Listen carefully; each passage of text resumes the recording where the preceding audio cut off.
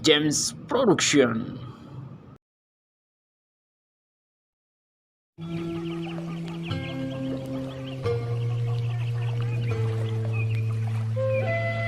Anaking jimat awaking hidup kudu reueus hirup huripna ngajadi diri anjeun sorangan. Raksa pariksa amarah hidup nu ngabalukarkeun kaduhung temanggih tungtung.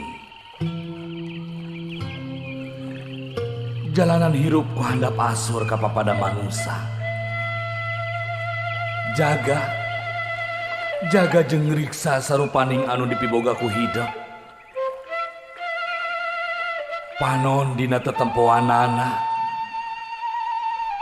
ceuli dina dedengeunana, leta tina ucapkeunana, leungeun tina cacabakeunana, suku tina lampaheunana. Jaga riksa lengkah paripolah tinu hal anu matak raheut kana manah batur. Ngarah hidup hirup loba dulur, akur jeung salambur.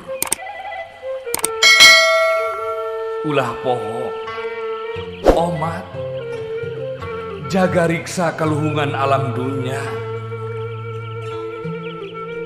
Da Gusti anu Maha Suci nyiptakeun alam dunya teh pikeun giropea istuning keur hirup hurip hidup jeung papada umatna. Anaking jimat awaking hidup sing sadar ngajalanan hirup hurip di alam dunya teh teu gampang. Hidup moal salawasna ngajalanan datarna hirup tangtu bakal nincak kana tanjakan jeung pudunan. Omat hidup ulah kufur, salawasna eling kanu Maha Agung, nyembah kanu Maha Kawasa. Turutkeun papagon ageman, jalankeun pituduh karuhun urang. Anaking jimat awaking dina unggal renghapna nu jadi indung bapa kaluar doa anu mustajab.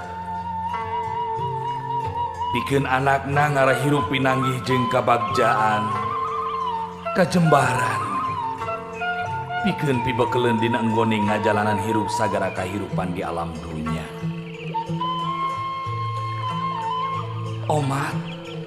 Omat anaking hidup kudu silih asa, silih asih, silih asuh, silih talingakeun ngadiri, silih simbeuhnya ka dede, deheuskeun duduluran, raketkeun babarayaan, ulah rek pakia-kia, ulah rek pasalia paham, hamo nepi ka papasiaan.